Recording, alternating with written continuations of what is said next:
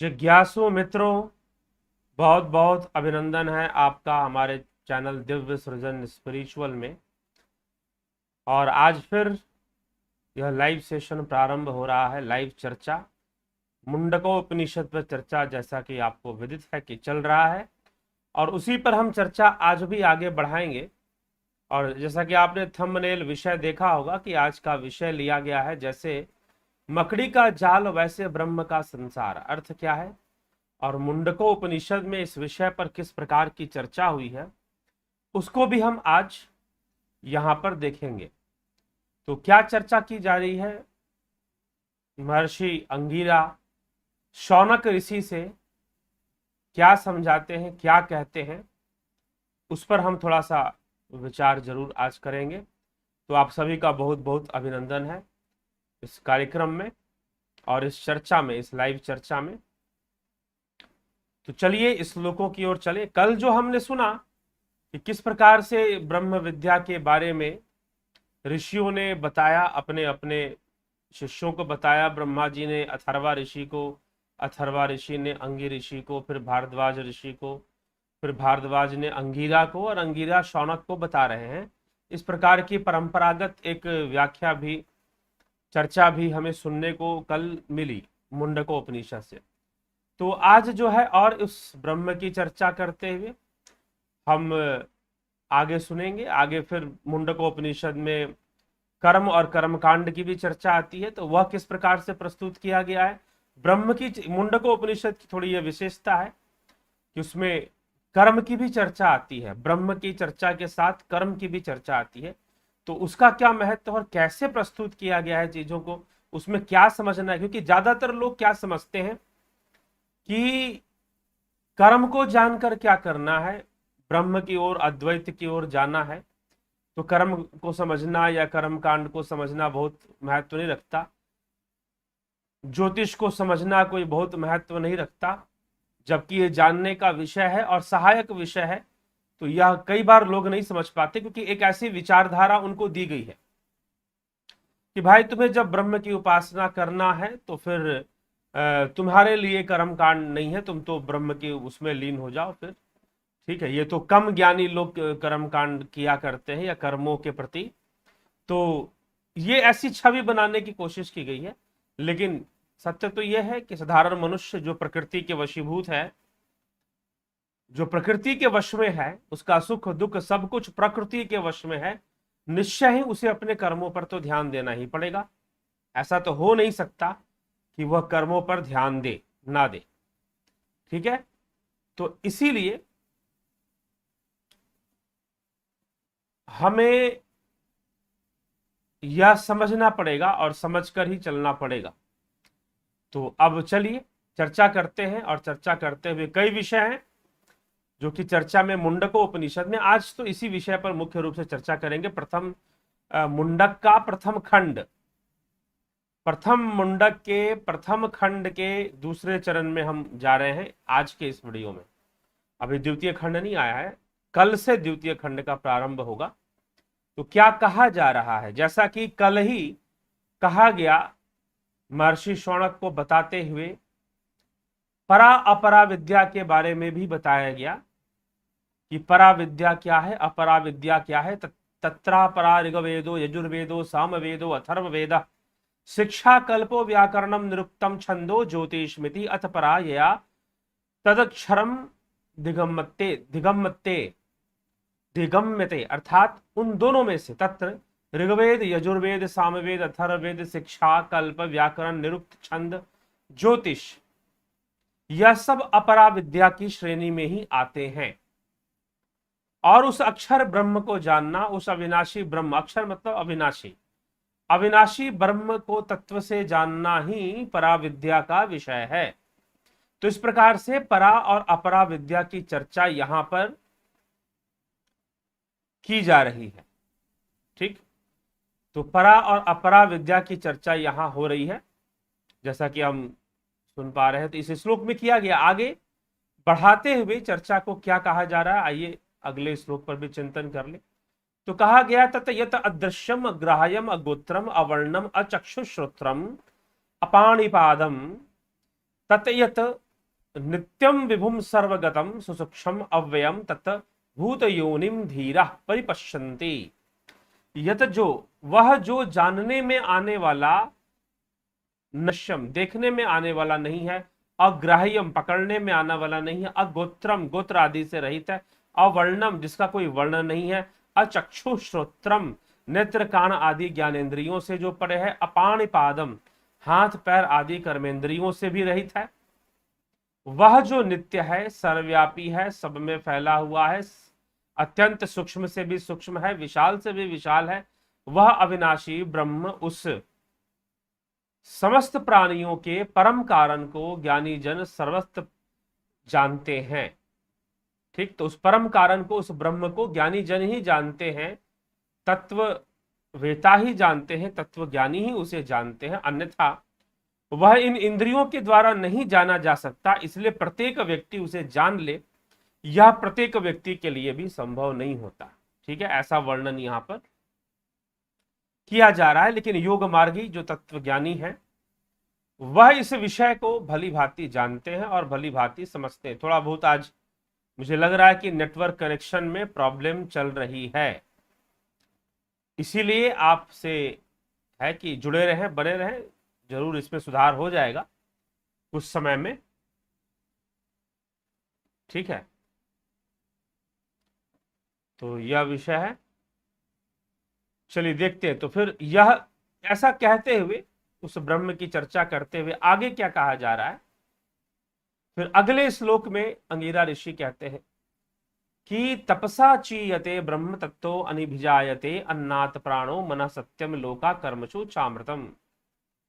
परब्रह्म संकल्प रूप तप से उपचय को प्राप्त होता है, उससे अन्न उत्पन्न होता है, अन्न से प्राण मन सत्य लोक समस्त लोक तथा कर्मों से अवश्यम भामी सुख दुख रूप फल उत्पन्न होता है। ठीक है, तो इस प्रकार से यहां पर बताया गया। फिर आगे सप्तम श्लोक में क्या समझाते हैं कि यथोर्ण नाभि सृजते गृह्णते च यथा पृथ्व्या मोषधयः संभवन्ति यथा सतः पुरुषात् केश लोमानी तथाक्ष रात संभवती है विश्वम। जिस प्रकार उड़नाभि, उड़नाभि का अर्थ होता है यथोर्नाभि सृजते, यथा उड़नाभि सृजते, जिस प्रकार मकड़ी जाले का सृजन करती है और फिर क्या कहती है, गृह्णते, उसी जाले को निगल जाती है। जो जाला वो अपने मुख से निकालती है। अब मकड़ी का जाला कहीं बाहर से तो नहीं आया ना, कोई बाहरी वस्तु का उससे प्रयोग नहीं हुआ, वो अपने ही तत्वों से उसे निकालती है, प्रकट करती है अपने ही मुख से। तो जिस प्रकार मकड़ी यथोर्नाभि सृजते गृह्णते, अर्थात जो अपने ही से सृजन करती है मकड़ी के जाले का और स्वयं उसको ग्रहण कर जाती है, अर्थात उसे निगल जाती है। ठीक है, उसे नष्ट भी कर देती है। वही मकड़ी जिसने जाला बुना था, तो वह मकड़ी सृजन करती है फिर उसे निगल जाती है। जिस प्रकार पृथ्वी में नाना प्रकार की औषधियां उत्पन्न होती हैं, जिस प्रकार जीवित मनुष्यों से केश और रोए बनते हैं, नाखून निकलता है, हम जीवित हैं, केश बढ़ जा रहे हैं, रोए बढ़ जा रहे हैं, नाखून बढ़ जा रहे हैं। ठीक है, उसी प्रकार उस अविनाशी ब्रह्म से। ठीक है मित्रों, तो थोड़ी सी ये नेटवर्क प्रॉब्लम हुई है, जो कि अभी मेरे ख्याल से ठीक चलना चाहिए फिलहाल। तो अब ठीक चल रहा होगा। तो चलिए आगे बढ़ते, चर्चा को आगे बढ़ाते हैं, आगे के श्लोकों पर चिंतन मनन करते हैं। तो यही सप्तम श्लोक में समझाया गया कि वह ब्रह्म ही है जिससे संपूर्ण विश्व प्रकट हो रहा है और उसी में फिर समाने वाला भी है। ये निरंतर ही उसकी यह क्रिया चलती रहती है, सृजन की और प्रलय की, दोनों ही, लय होने की क्रिया भी चलती रहती है। तो उसी के लिए कहा गया कि ब्रह्म तपसा चीयते तथा अन्न अनम अभिजायते अन्नात् प्राण मन सत्यम लोका च तथा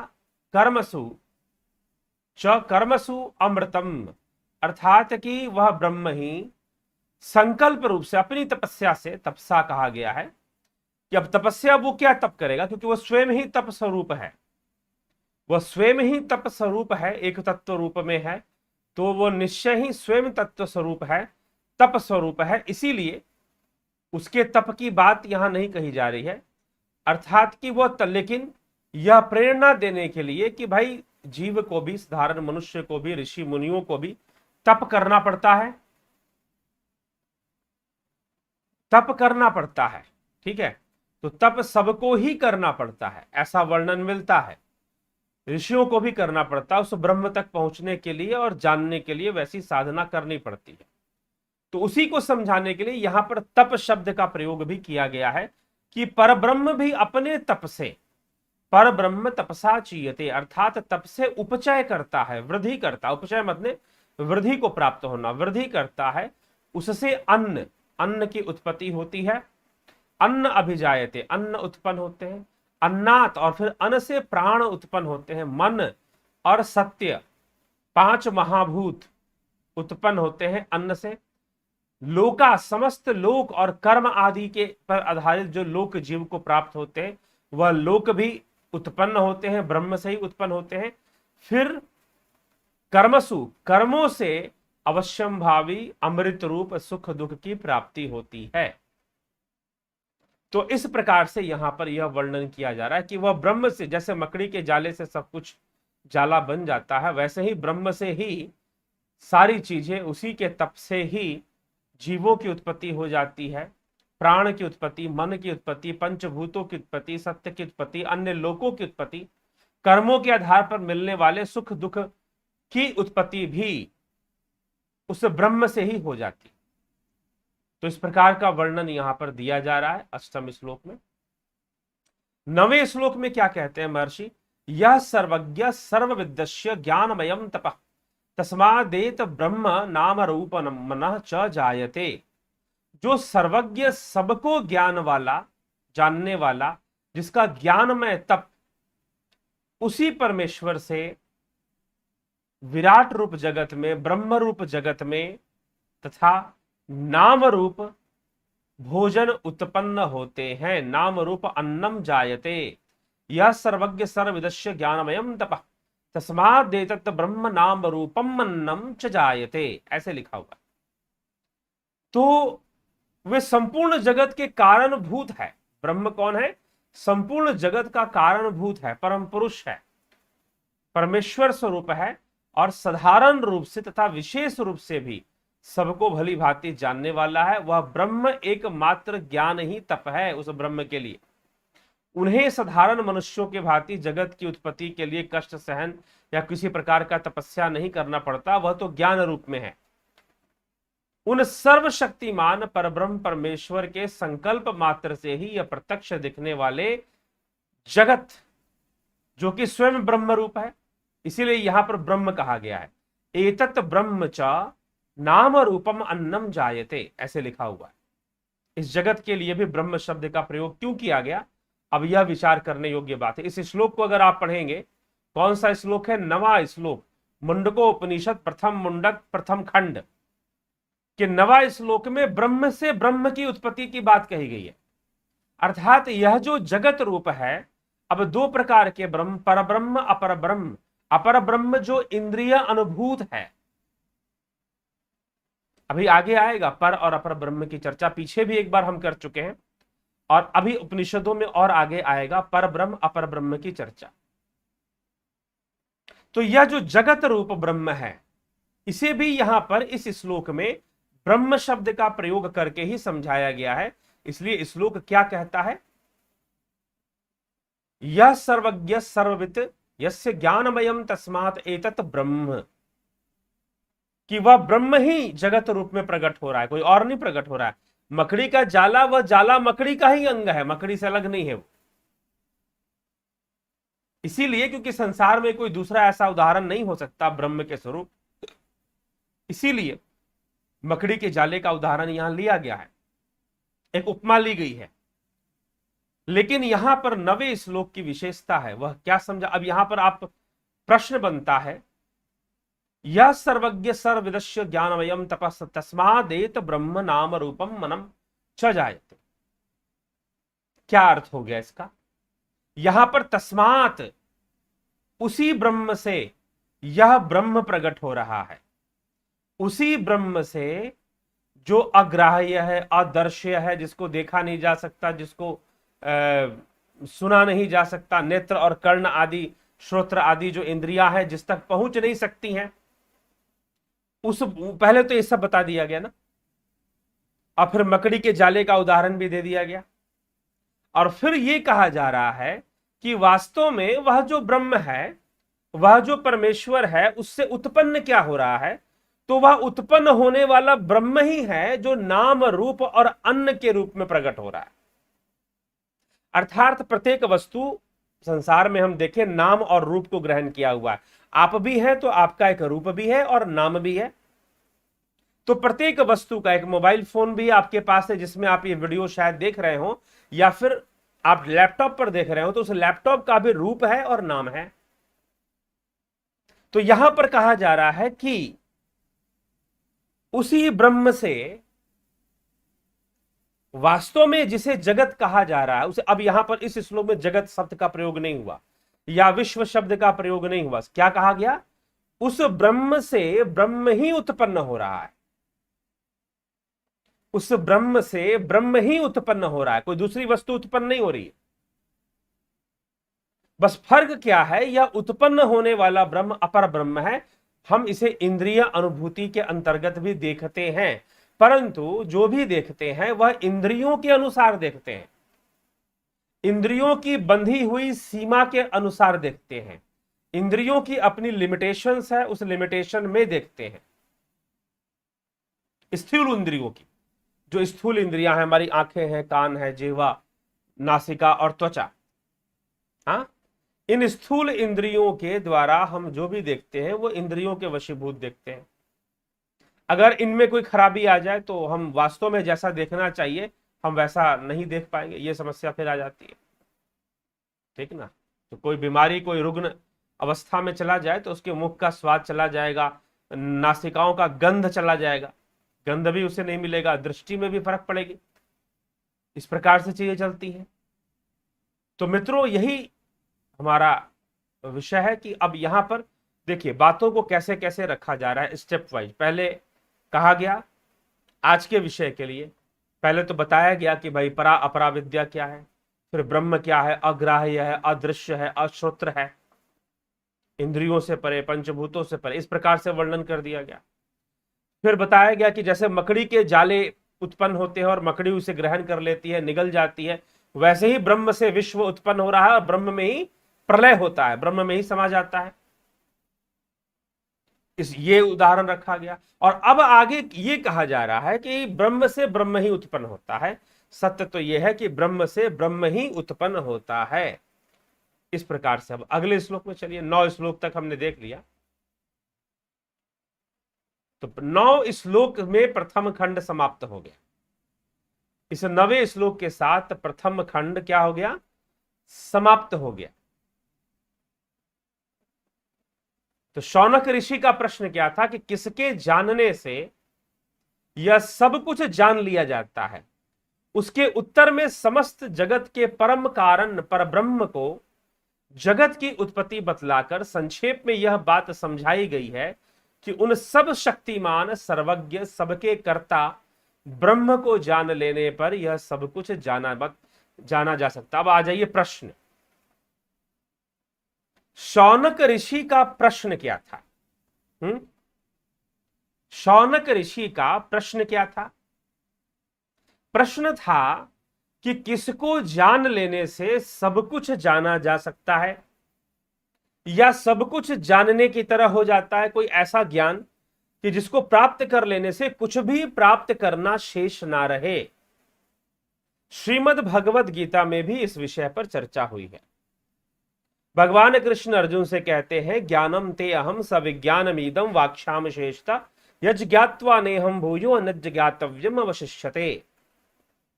ज्ञानम ते अहम सविज्ञानमीदम वाक्ष्याम शेषता, अर्जुन मैं तुझे यह ज्ञान विज्ञान सहित प्रदान करूंगा। विज्ञान सहित प्रदान करूंगा, जिसको जान लेने के बाद कुछ शेष जानना नहीं रह जाता। तो वहां पर क्या है कि अर्जुन को अर्जुन की तरह समझाया गया है, अर्जुन के संदर्भ में समझाया गया है। लेकिन यहां पर दो ऋषि फुर्सत से बैठे हुए हैं, फुर्सत से। अर्जुन के पास फुर्सत नहीं है। अर्जुन उस प्रकार का जिज्ञासु भी नहीं है कि स्वयं आया हो पूछने के लिए कि ब्रह्म क्या होता है, ज्ञान क्या होता है, पराविद्या अपराविद्या क्या होती, वो खुद पूछने तो आया नहीं है। उसकी परिस्थिति ऐसी है कि वह मोहग्रस्त है और भगवान उसे बता रहे हैं।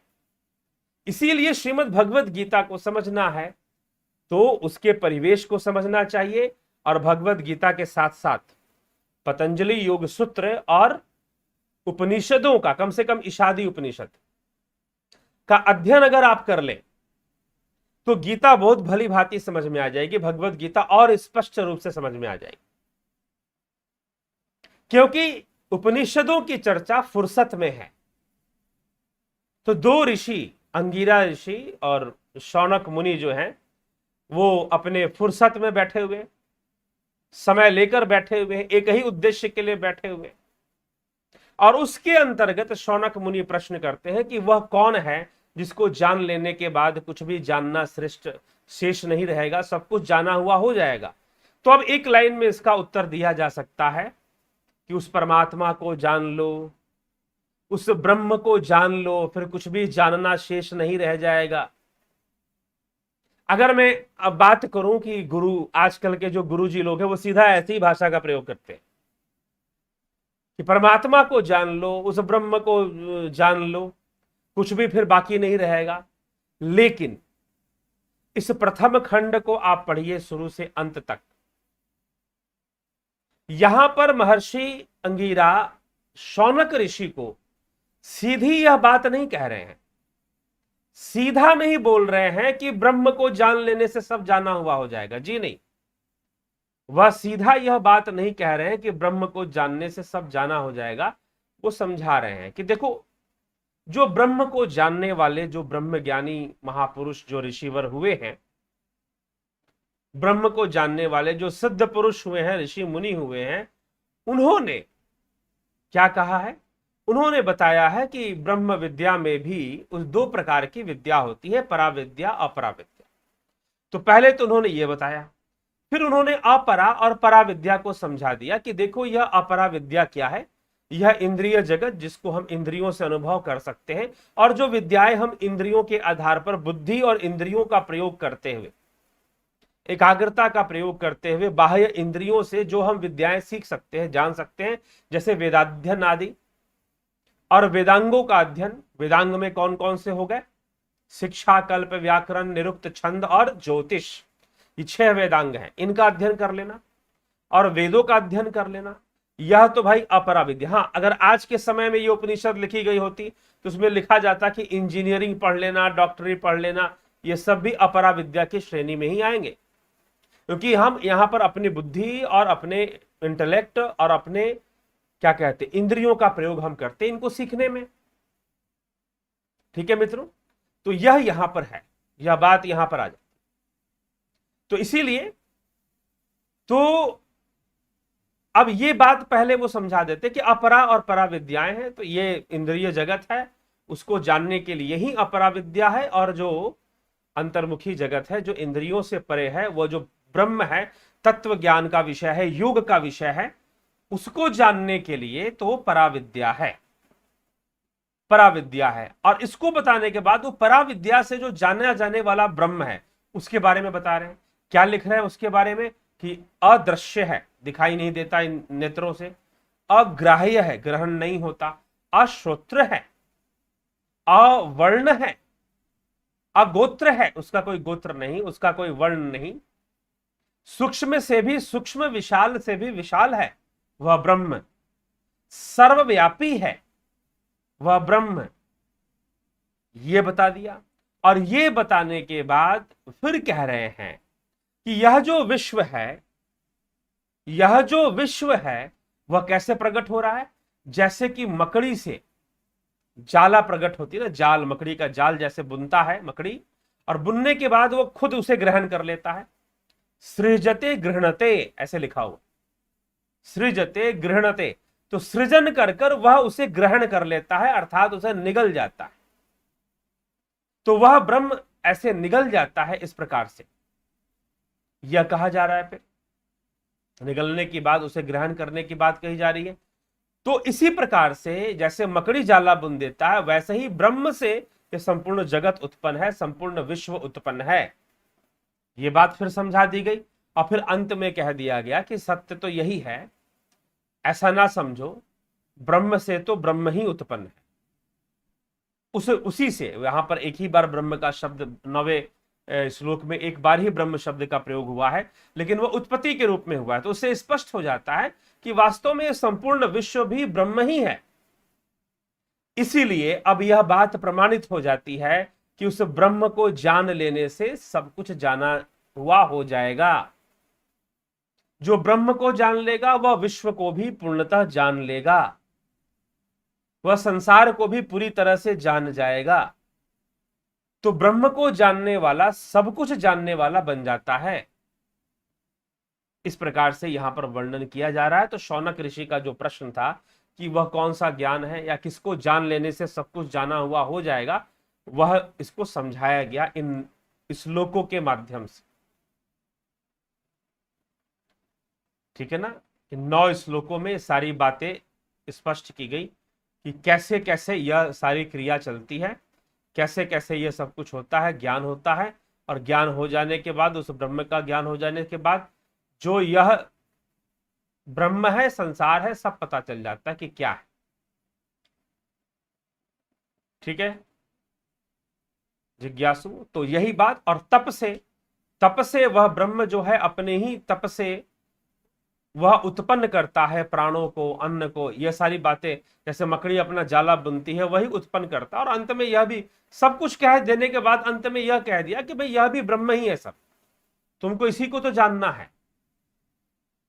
ठीक, तो अगर ब्रह्म को जान गए तो सब कुछ जानने लायक हो जाएगा, सब कुछ जाना हुआ हो जाएगा। जो भगवान कृष्ण अर्जुन से कहते हैं, ज्ञानम ते अहम स विज्ञानम इदम वाक्षाम शेषतः यज् ज्ञात्वा नेहम भूयो अनद् ज्ञातव्यम अवशिष्यते, कि उसको जान लेने के बाद कुछ भी जानना बाकी, ज्ञान विज्ञान सहित। ज्ञान विज्ञान का अर्थ यहां पर यह भी लिया जाता है थ्योरी एंड प्रैक्टिकल।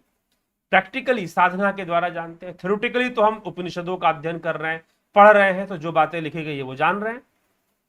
तो ज्ञान और विज्ञान के साथ इस प्रकार से बातें यहां पर की गई है। तो वास्तव में विज्ञान कोई प्रैक्टिकल के लिए, विज्ञान शब्द प्रैक्टिकल के लिए नहीं प्रयोग होता है। विज्ञान शब्द, क्योंकि प्रैक्टिकल करना तो बाह्य इंद्रिय जगत का ही विषय है, तो प्रैक्टिकल के लिए नहीं, वह विज्ञान विशेष ज्ञान के लिए, जो कि हमें अंतर्मुखी होकर प्राप्त होगा, पराज्ञान के लिए, पराविद्या के लिए कहा जाता है विज्ञान। जो पराविद्या है उसे विज्ञान कहा जाता है। ठीक है, यह विषय है आज का, और प्रथम खंड समाप्त हुआ, प्रथम मुंडक का प्रथम खंड समाप्त हुआ। आगे चलते हैं आपके कमेंट्स पर। दीपक पटेल जी, जिस तरह से मकड़ी जाल बिछाती है, जैसे धरती पे पेड़ पौधे औषधि अपने आप ही निकल जाती हैं, वैसे ही पुरुष के शरीर से कीश होते हैं, वैसे ही अक्षर से ब्रह्म उत्पन्न होता है। जी हाँ, चंदन जना जी, आपका कोमल चरणों में प्रणाम गुरुजी। फिर सरसारी, आपका लाइव सुने के लिए अगला हम हूँ। चलिए, काफी दिन बाद सुन रहे हैं इसीलिए। सनातन धर्मों में संबोधित कोई भी आलोचना हमको बहुत ही पसंद है, प्रसन्न करता है। ठीक है, अच्छी बात है। नवजोत जी, गुरु जी, ब्रह्म तो ईश्वर नहीं है, क्या प्रकृति की साम्य अवस्था ही ईश्वर है? नहीं, एक ही भाव अवस्था, एक ही भाव अवस्था से ईश्वर प्राप्त होता है। ठीक, एक ही भाव में रहना ही ईश्वरत्व की प्राप्ति है। और समाधि और ब्रह्म उस एक ही भाव का भी भावातीत है। चंदन जना जी, नवजोत जी, गुरु जी, क्या प्रकृति के सतरज और तमो गुण ही ब्रह्मा विष्णु महेश? ऐसा कुछ नहीं है। ब्रह्मा सृष्टि के देवता हैं, उनके अंदर भी तीनों गुण है, सतोगुण भी है, रजोगुण भी है, तीन तमोगुण भी है, ब्रह्मा के अंदर भी। तभी वो पहले अपनी सृष्टि सतोगुण से करते हैं, तो सनकादिक ऋषियों का जन्म होता है, ठीक है। और फिर वह अपने रजोगुण से दक्ष प्रजापति आदि को जन्म देते हैं, रजोगुण से। तो ब्रह्मा के अंदर भी सतोगुण तीनों गुण विद्यमान है, शिव में भी तीनों गुण विद्यमान है, विष्णु में भी तीनों गुण विद्यमान है। हाँ, एक सांकेतिक रूप बनाया जाता है, कुछ व्याख्याकारों ने बनाया है कि भाई विष्णु सतोगुणी है। और अब बात तो समझ में नहीं आती, विष्णु तो पालन करता है ना, स्थिति को बनाने वाले, तो स्थिति को तो तमोगुण कहा है महर्षि पतंजलि ने, ठीक ना। स्थिति को तमोगुण कहा गया है। ज्ञान स्थिति क्रियाशीलम, ज्ञान सतोगुण है, स्थिति तमोगुण है, क्रियाशीलता रजोगुण है, ऐसे योग सूत्र में लिखा हुआ है। ज्ञान स्थिति क्रियाशीलम, तीन गुणों के लिए। तो स्थिति को बनाए, तो इसीलिए तीनों में तीन तीन गुण हैं। वह बस परिचायक है, भावनात्मक है सृष्टि के। ब्रह्मा सृष्टि के भावनात्मक है, भावपूर्ण है, और श्री विष्णु पालना के भावपूर्ण है, और महेश संहार के प्रलय के भावपूर्ण है, कल्याण के भावपूर्ण है, मोक्ष के भावपूर्ण है, ठीक है। तो भाव देवता भावपूर्ण होते हैं, भाव रूप होते हैं, शब्द रूप होते हैं, तो इसीलिए वह देवता ही है उन रूपों में, उन कर्मों के साथ। क्या ईश्वर भी ब्रह्म का मैनिफेस्टेशन है? बिल्कुल, सब कुछ ब्रह्म से ही है, ब्रह्म से अलग कुछ भी नहीं।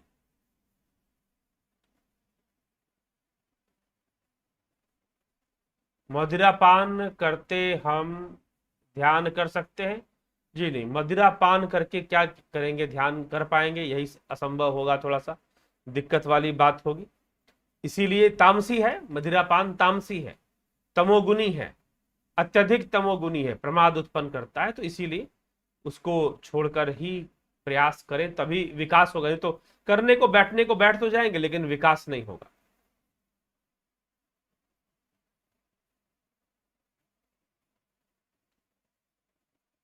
ओम नमः शिवाय जी। हाँ जी, अनिल कुमार जी, बलदाऊ नाथ योगी जी, महेश राम पिस्ता जी, जयंती दत्ता जी, जयंती भाई पटेल जी, अजीत भाई पटेल जी, नवजोत नाथ जी।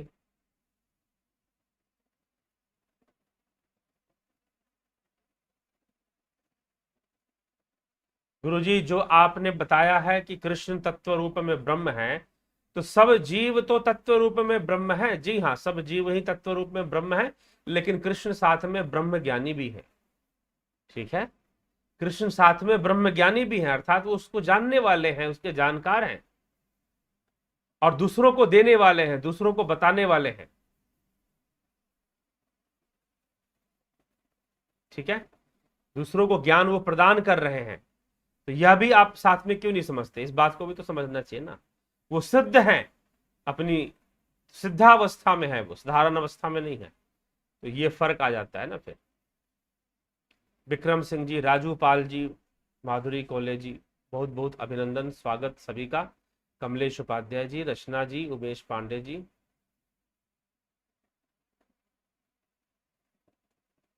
दृश्य दर्शन तीनों एकता कब होती है? विधि प्रक्रिया से योग मार्ग, अष्टांग योग का जो मार्ग है वो बताया हुआ है चैनल के ऊपर। साधना पाद के अंतर्गत, विभूति पाद के अंतर्गत योग मार्ग से अष्टांग योग के मार्ग इसीलिए बताया गया है कि दृष्टा दृश्य इन सब कैसे एक हो जाते हैं, उसी के संदर्भ में बताया गया है। गोपाल शर्मा जी, वजीनाथ कुशवाहा जी, रमेश बेहरा जी।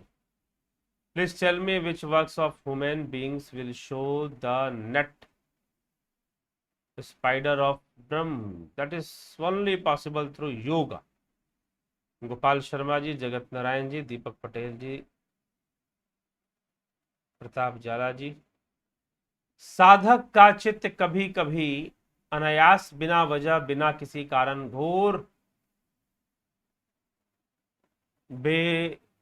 वेदनादायी चिंता रूपी बोझ से क्यों भर जाता है? कृपया, क्योंकि साधक खंडित अवस्था में जीता है, इसीलिए कभी कभी उसे लगेगा कि वो अत्यंत साधना में विकसित हो गया है, और कभी कभी लगेगा अभी भी तो उसी सांसारिक चिंताओं और बहुत सारी चीजों में फंसा हुआ है। ऐसा होता है।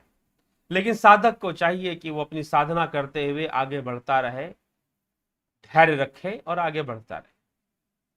यह प्राकृतिक है क्योंकि वह उसी में है और उसी से निकलने के लिए प्रयासरत है, तो कभी कभी उसके साथ ऐसा होता है।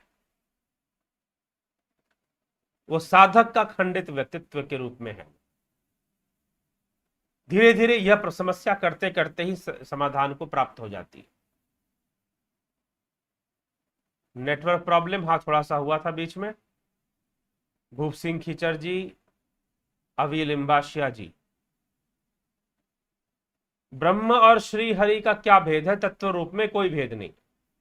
तत्व रूप में ब्रह्म और श्री हरि का कोई भेद नहीं है, लेकिन देव रूप में, भाव रूप में भेद है। ब्रह्म भावातीत है, श्री हरि भाव युक्त है।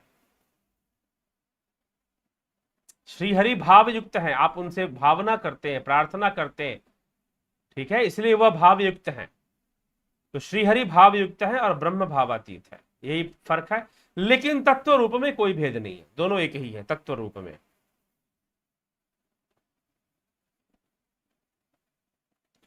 तप का वास्तविक अर्थ क्या है? तप का वास्तविक अर्थ तो साधना से ही है, ज्ञान अग्नि से उसका तात्पर्य है। ये अलग विषय हो जाएगा, इसको स्पष्ट करेंगे बाद में। नारायण नायक जी, आत्मा शब्दों का अर्थ क्या है? आत्मा का ही अर्थ है स्वयं, आत्म, स्वयं को ही जानो। वसुदेव राठौर जी, प्रभु जी कृपया परम धाम कैसा है इसको डिटेल में समझाए। परम धाम भावातीत है। श्रीमद् भगवत गीता के प्लेलिस्ट में जाइए आप, हमारे ही चैनल पर श्रीमद् भगवत गीता का प्लेलिस्ट है, उसमें जाइए, उसमें इसकी व्याख्या है कि परम धाम कैसा है।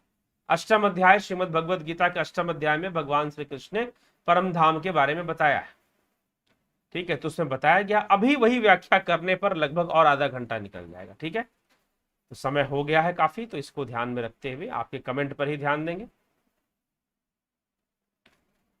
क्या परम धाम से आगे भी कुछ है? जी नहीं, परम धाम से आगे कुछ नहीं है, क्योंकि वह तो निर्विकल्प है स्वयं, और आगे कुछ होगा तो वो कल्प हो जाएगा, फिर वो सविकल्प हो जाएगा। फिर अगर आगे कुछ हो जाएगा तो सविकल्प में आ जाएगा ना, फिर ये चीज है, इसलिए आगे कुछ नहीं है, बस वही है।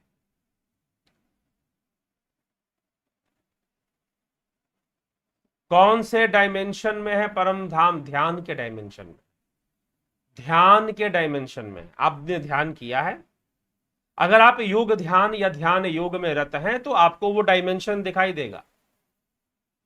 अभी आप जो डायमेंशन में हैं वह तो संसार का डायमेंशन है, फिजिकल वर्ल्ड का डायमेंशन है, लेकिन सूक्ष्म जगत का डायमेंशन, ध्यान योग से आप उसमें प्रवेश करेंगे तो आपको पता चलेगा कि सूक्ष्म जगत में भी प्रवेश कर कर बहुत चीजों को जाना जा सकता है, बहुत सारा ज्ञान प्राप्त होता है, ये आपको पहले समझ में आएगा, तो वो एक डायमेंशन खुल जाएगा। फिर तो जब तक ध्यान योग नहीं करोगे आपका डायमेंशन का पता नहीं चलने वाला, उस डायमेंशन के बारे में, ठीक है, ये चीज, तो वो सूक्ष्म डायमेंशन में है, सूक्ष्म से भी परे है। सत्य तो यह है कि परम धाम सूक्ष्म से भी परे है।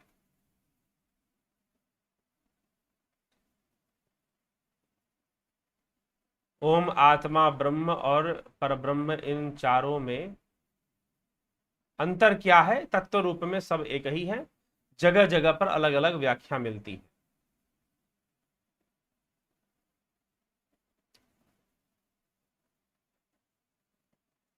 ओम और आत्मा में अंतर क्या है? ओम संपूर्ण ब्रह्म की व्याख्या है। ओम के द्वारा संपूर्ण ब्रह्म कहने का मतलब कि जो यह सृष्टि है, जो यह जगत है, उन सब की व्याख्या की जाती है।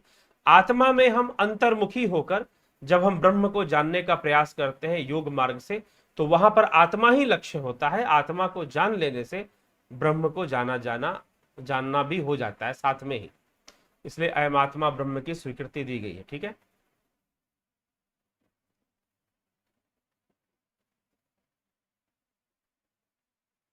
एक आत्मज्ञानी का जीवन किस तरह का हो जाता है? भैया, आत्मज्ञानी का जीवन वह सबके साथ है, सारे कर्मों को करता, सारे कर्तव्यों को निभाता हुआ भी निष्काम भाव से करता है। उसके लिए निष्काम भाव थोपना नहीं पड़ता। जैसे कहा जाता है ना कि भाई निष्काम भावना से कोई कर्म करो, आत्मज्ञानी के ऊपर निष्काम भाव थोपना नहीं पड़ता, वो उसका अपने हर कर्म निष्काम भावना से ही होते हैं, क्योंकि वो सत्य को जान चुका होता है। इसीलिए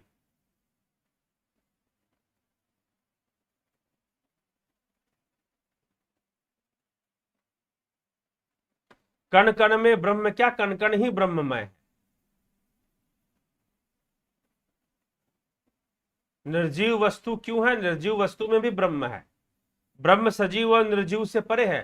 कोई वस्तु सजीव है, कोई वस्तु निर्जीव है, यह तो आपका इंद्रिय अनुभव है, या तो इंद्रिय अनुभूति है, कोई वस्तु सजीव है और कोई वस्तु निर्जीव है।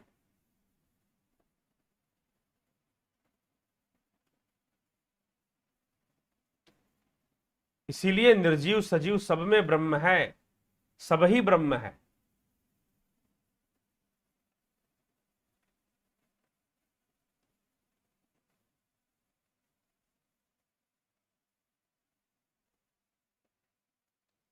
गुरु जी, क्या एक बार मोक्ष प्राप्त हो जाने के बाद दोबारा संसार में आना नहीं हो पड़ता? अगर नहीं तो हम मोक्ष अवस्था से हम क्यों यहां आए हैं? ये तो आ गए हैं बस, अब तो मोक्ष प्राप्त करके ही पता चलेगा क्यों आए हैं। समुद्र से एक लहर पैदा हो गई, लहर पूछे कि मैं ही क्यों पैदा हो गई, अंत में उसे समुद्र में ही मिल जाना है। तो जब हम मिलेंगे तो इस प्रश्न का भी उत्तर मिल जाएगा कि हम आए कैसे। ये सिर्फ शब्दों से बता देने से नहीं होगा।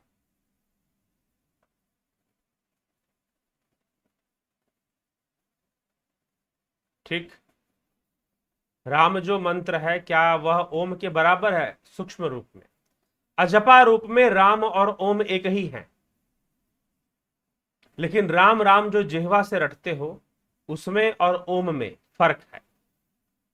जो कहा गया है स्कंद महापुराण के अंदर एक मंत्र आता है, क्या आता है मंत्र?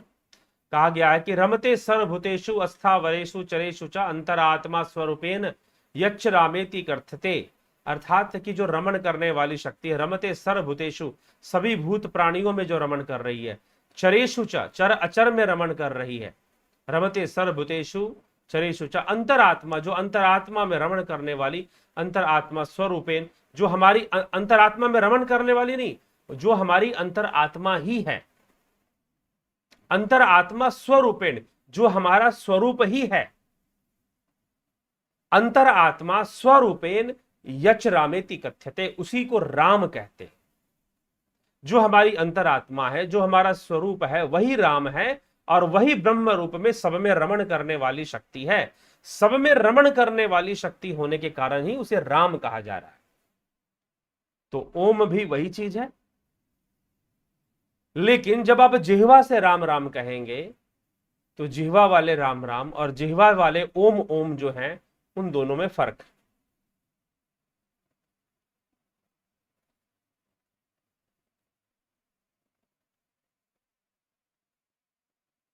राम जो मंत्र, क्या मैं आकाश यादव जी या यदर वदर जी, आपको आकाश वदर, क्या मैं कर्ता बन सकता हूं? आप प्रकृति के रूप से कर्ता हैं, बनने की जरूरत नहीं है, आप कर्म तो करते ही हैं, प्रकृति आपसे करवाती है, तो एक कर्ता आप भी हैं।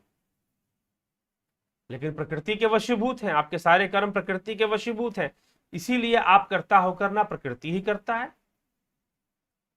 इस प्रकार से समझाया गया।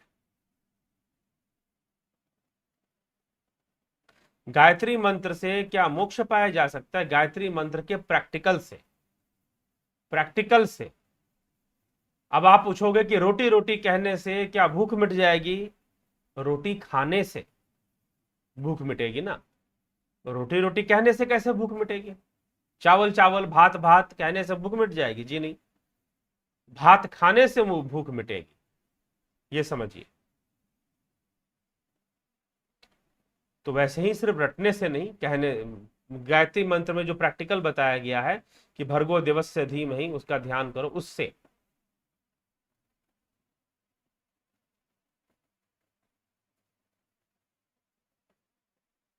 गुरु जी का बस इसी पल में जीना साधक की साधना का अंतिम लक्ष्य है? स्पष्ट कीजिए क्या कहना चाहते हैं। विपश्यना से सिद्धि प्राप्त होती है, अगर सही से करेंगे तो होती है, और सही विधि से करें, क्योंकि ज्यादातर विपासना की जो विधियां बताई जा रही हैं उनसे कई लोगों को प्रॉब्लम भी लाइफ में हो जाती है, क्योंकि पूर्ण चीजें बताई नहीं जाती हैं, अधूरी चीजें बताई जाती हैं, दिक्कत होता है।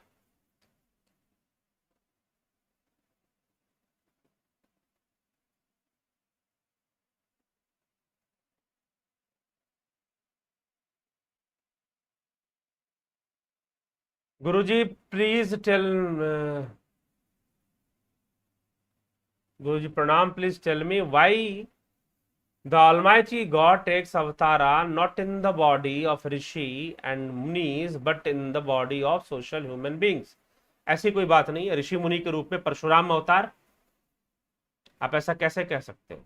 परशुराम अवतार तो ऋषि थे, वो ऋषि परशुराम थे। और ऋषि होने का तात्पर्य क्या है? क्या राजा जनक भी ऋषि थे? राज ऋषि कहलाए वो। राजा जनक को भी ऋषि माना गया, सन्यासी माना गया, योगी माना गया, राजा थे वो, तो राजऋषि कहलाए। पृथु भी राजऋषि कहलाए। तो इसीलिए ऐसा नहीं है कि ऋषि के रूप में ही, लेकिन परशुराम ऋषि थे, इसमें अवतार माना गया है।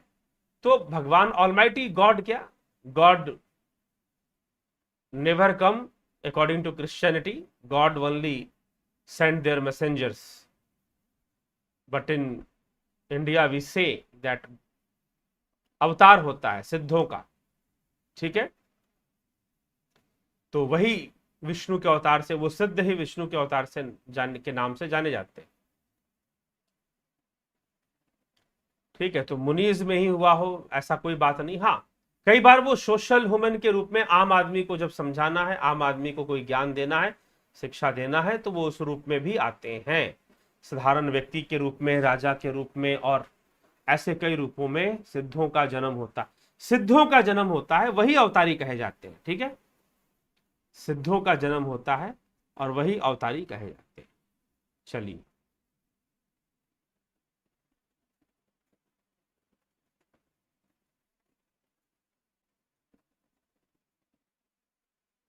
चित्त को अपने काम पर कैसे लगाएं? प्रैक्टिस,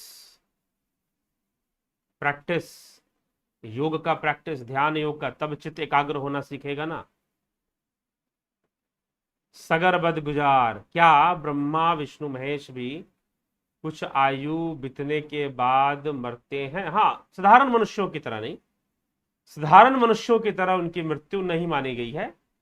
वह तो कुछ आयु, मतलब शायद हजारों लाखों वर्ष की आयु, और उसके बाद वह लय होते हैं।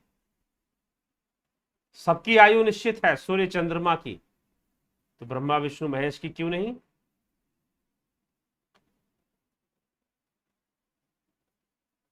अहंकार का अर्थ क्या है? प्रकृति का तीसरा तत्व ही अहंकार है। अविद्या के बाद, बुद्धि के बाद, महत तत्व के बाद अहम तत्व ही आता है। चेतना ही आत्मा है। पांच तत्वों की ब्रह्म है क्या? तत्व जानने के बाद ही आत्मज्ञान होगा क्या? जी हाँ। केवल मंत्र जप से योग सिद्धि हो सकती है? थोड़ी बहुत हो सकती, जितना महर्षि पतंजलि ने लिखा उतना नहीं हो सकती। चलिए, प्रश्न बहुत है मित्रों आज आपके, तो यहां पर हम थोड़ा सा अब आगे ही, कल ही आपके प्रश्नों को ध्यान देंगे। आप जरूर पूछें, क्योंकि इतने सारे प्रश्नों को पूछ पाना एक साथ पॉसिबल नहीं होता है। तो निश्चय ही आप अगर चाहते हैं प्रश्न और भी ज्यादा पूछने, तो जरूर कुछ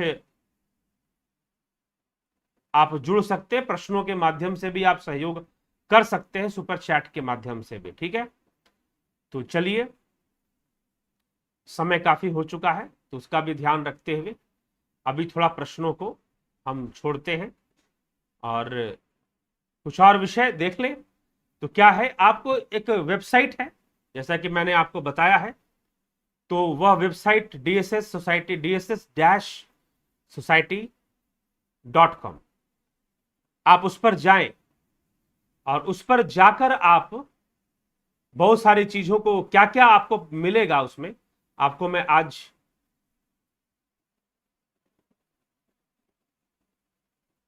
एक्सप्लेन करता हूं यहां पर। आप जुड़े रहें, बने रहें, देखते रहें।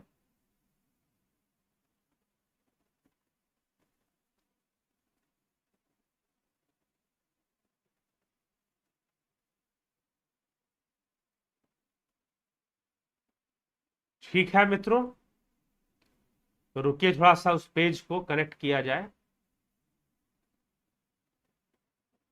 तो निश्चय ही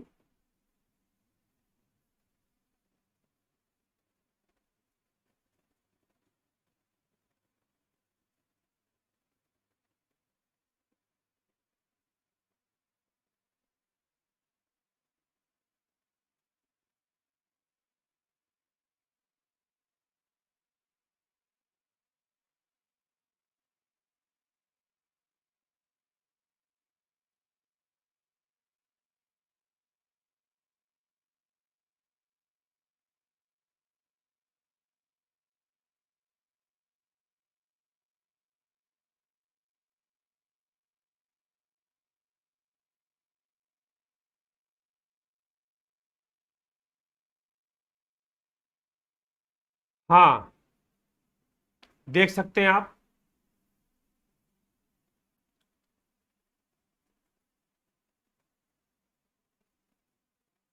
यह वेबसाइट जो है, इसके बारे में आपको बताना चाहता था। तो देखिए वेबसाइट दिव्य कैसे कैसे आपको करना है। अगर आप गूगल पर जाते हैं और अपना गूगल अकाउंट अगर आप खोलते हैं, उसमें आप क्या क्या करेंगे, ठीक है। तो यह देखते जाइए, आपको मैं बताते जा रहा हूं। गूगल सर्च इंजन आप खोल लेंगे, उस पर आप टाइप कर लीजिए डीएसएस। आप टाइप करें, यहां पर हिंदी किया हुआ इसलिए ऐसे आ रहा है। तो चलिए DSS -society.com, इसको आप सर्च कर लेंगे, या दिव्य सृजन लिखकर भी आप सर्च कर सकते हैं। यहां दूसरे नंबर पर आपको वेबसाइट का लिंक मिल रहा है, दिव्य सृजन DSS-society.com। इसको आप ओपन कर लेंगे और देखते देखते यह जो वेबसाइट है यह खुल जाएगी। और इसमें डेली जो भी लाइव, जैसे कि अभी आपको दिखा रहा है फर्स्ट पेज पर ही, अपकमिंग लाइव सेशन, मुंडकोपनिषद, जैसे मकड़ी का जाल वैसे ब्रह्म का संसार। तो यहां पर आप ये कर सकते हैं, यहां इवेंट्स आप कर सकते हैं, बुक अपॉइंटमेंट कर सकते हैं कैलेंडर में जाकर। और ये ध्यान योग देखिए, ये तो आपका एक साइड में यूट्यूब का जो इंट्रो वीडियो है हमारे चैनल का वो मिलेगा आपको, और एक साइड में ध्यान योग का एक बैनर है, यहाँ पर एक पिक्चर है, इमेज है जिस पर ध्यान योग लिखा हुआ है। अगर आप उसे क्लिक करेंगे, अगर क्लिक करेंगे तो एक फॉर्म खुलेगा आपको, गूगल फॉर्म, ध्यान योग online meditation course buy Divya सृजन, जिसमें कि सन मेंबरशिप और जुपिटर मेंबरशिप के बारे में पहले डिस्क्रिप्शन दिया गया है, बताया गया है। उसके बाद ज्वाइनिंग के लिए ये फॉर्म भरना है। ज्वाइनिंग के लिए पहले आपको पता कर लेना है, ये सब तो कई वीडियो में बताया गया है कि क्या चार्जेस होती हैं। ज्वाइनिंग के लिए फॉर्म भरकर इसमें आपकी क्या क्या है, फॉर्म में क्या क्या भरना होता है। सिलेक्ट मेंबरशिप, कौन सा मेंबरशिप आप इसे टच करेंगे तो सन और जुपिटर सेलेक्ट कर लेना है कि आपको कौन सा मेंबरशिप चूज करना है। उसके बाद अपना नाम, father's name oblique guardian name, date of birth अपना भरना है, occupation, address, nationality, phone number, email ID, Aadhaar number, ID number, कोई दूसरा आईडी नंबर जो दूसरे सिटीजन, नॉन इंडियन सिटीजन है उनके लिए। फिर अपलोड कर देना है अपना passport size photograph, payment slip upload कर देना है, और 2 प्रश्नों का उत्तर यहां पर देना है। Why do you want to join this course, your spiritual history, क्या पहले भी आप ध्यान योग आदि करते रहे हैं, तो क्या किसी गुरु से जुड़े थे, इन सारी चीजों का आप यहां जानकारी देंगे और फॉर्म फिलअप करेंगे और सबमिट कर देंगे। सबमिट करने के बाद आपकी ज्वाइनिंग उस मेंबरशिप में हो जाएगी और आपके लिए वो कोर्स फिर स्टार्ट हो जाएगा।